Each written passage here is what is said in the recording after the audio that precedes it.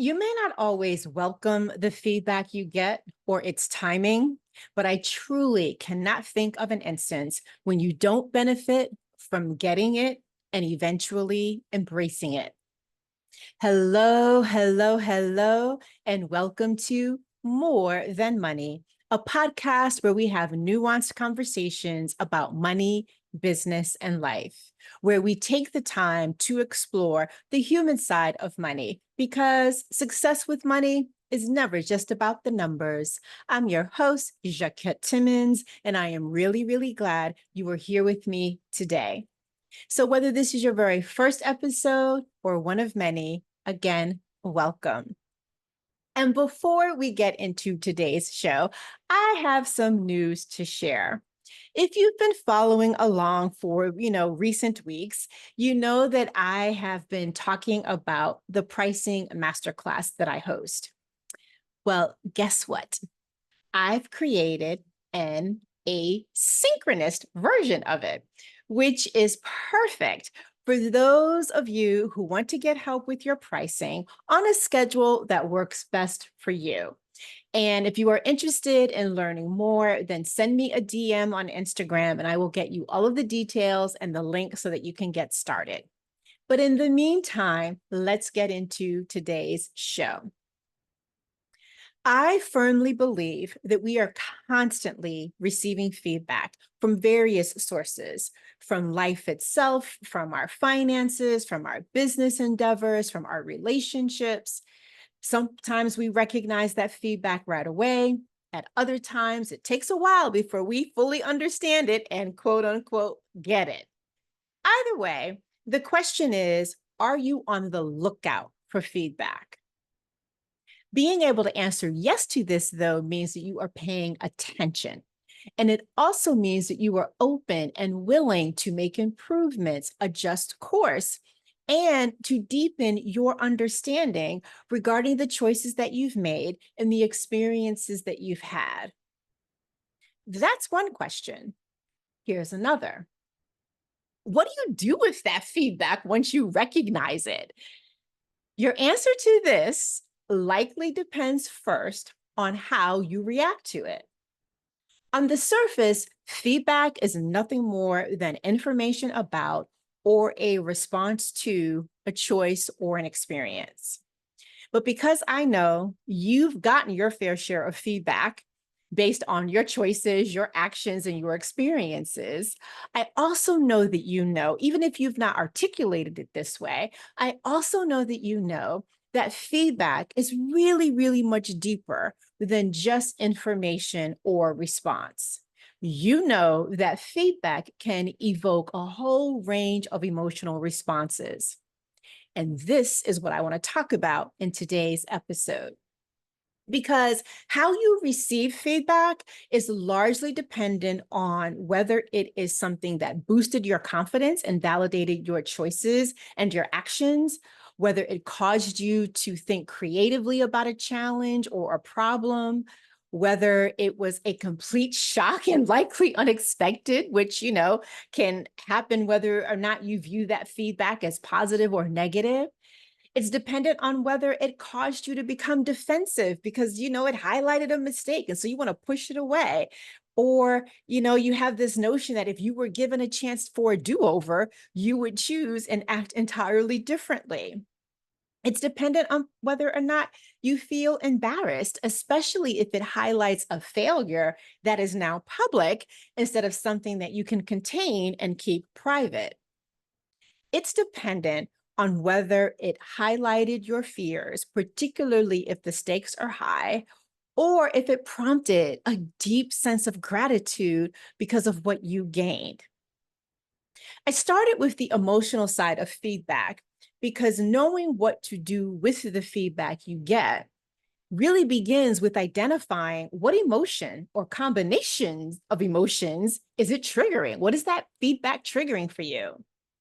And you may not always like the feedback that you were getting or the timing of it, but ultimately, it is always a tool that leads to growth and improvement, with one caveat: if you let it. And so here are 6 ways to lean into that caveat and let it. One is to look for patterns. Is there a connection or a theme that you are noticing between the choice or the experience that led to the feedback that you are contending with right now, this time around, and what you've received in the past? That's one. Two, assess. Determine what pieces of the feedback are most relevant to your goals, your responsibilities, and your priorities, and that will help you to move forward right now. Third, develop an action plan. And I know that that may seem really, really obvious, but develop an action plan. And one of my favorite frameworks for creating an action plan is a mind map. You might know this about me already because I talk about them fairly often. But to me, it is a great way to visually name the feedback that you're getting, to capture the emotional response to it, to break down the different pieces of it, and then to identify what are your next steps. In my opinion, mind maps help you to more easily see both open and closed feedback loops. Another way that you can let feedback be a useful tool is to take action. Again, obvious, yes, I know, but it's all about executing your plan and following through on the steps that you've identified by following steps 1, 2, or the let it's, 1, 2, and 3. Here's another: monitor and adjust. Create a system for monitoring your progress regularly so that you can adjust it when it is required. And it's important, as you are monitoring, to keep a record of what is and isn't working, based not only on the initial plan that you created, but also on the tweaks that you've made along the way, because AKA feedback. And then here's the final one, the sixth one, if you will: reflect and repeat. Not only are you always getting feedback, the truth is it's a dynamic process, one that sometimes requires you to proactively seek it, or at least be present enough to be on the lookout for the signs of it. Like I said, you may not always like the feedback or its timing, but I truly cannot think of an instance when you don't benefit from embracing it. And here's something else about feedback. Far too often, we don't view feedback, whether it's noticing it, receiving it, or giving it, as a skill. Yet it is, and it is a multifaceted one at that. Recognizing feedback involves awareness, interpretation, open-mindedness, and a nice dose of EQ, emotional intelligence. Developing this skill can significantly enhance your personal and professional growth. It can improve your decision-making and the choices that you make. It can improve your performance. It can lead to better communication with yourself and with others. And because of that better communication, it can strengthen your relationships with yourself, with your money, with your business, and again, with others. But it's just like any other skill, meaning that there is always a need to develop and enhance it, because improvement is what drives success, which is why there is always an embedded benefit to getting and reflecting on the feedback that you get from the choices that you make, the experiences that you have, and the responses that you get. Feedback is the focus for today's episode because I made a decision based on the feedback that I was getting. As you know, as I mentioned at the top, and if you've been with me for recent episodes, I've been making a plug for the pricing masterclass that I host, Pricing Made Human. I've only ever presented this as a live experience. So synchronous, right? You have to be in sync with the date and time that it is offered. Initially, I delivered it 4 times a year on a quarterly basis.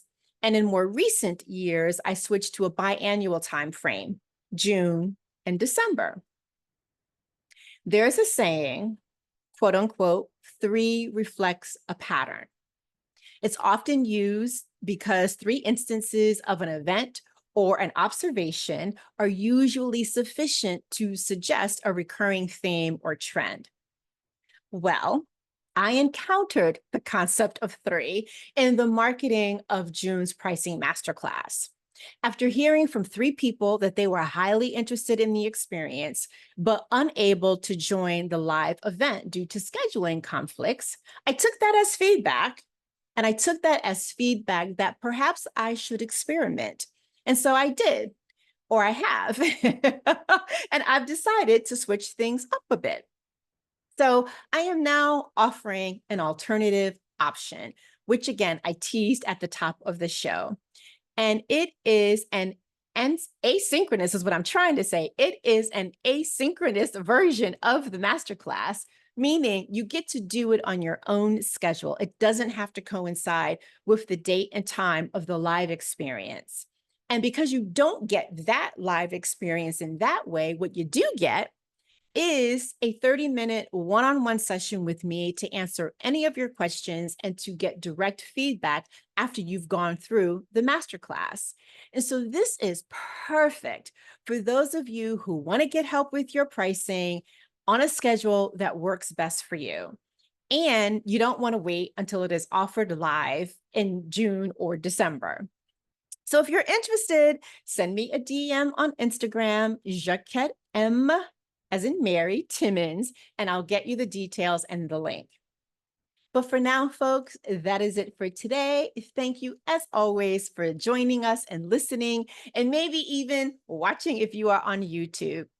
If you'd like to show appreciation for this podcast or perhaps this particular episode, please do me a favor and share it with those in your circle. I'm asking because it does help us to reach more people. And if you happen to be listening on Apple Podcast, please take a moment to leave a rating and a review. One, we do read them, but two, you know the deal. It helps with the algorithm. And if you are on YouTube, thank you for joining us there, and please comment below. And as always, if you'd like to buy me a coffee, here's how you can do that. buymeacoffee.com/Jacquette. buymeacoffee.com/Jacquette. I will be back with another episode, and I hope that you will too. Until then, remember, it's about more than money.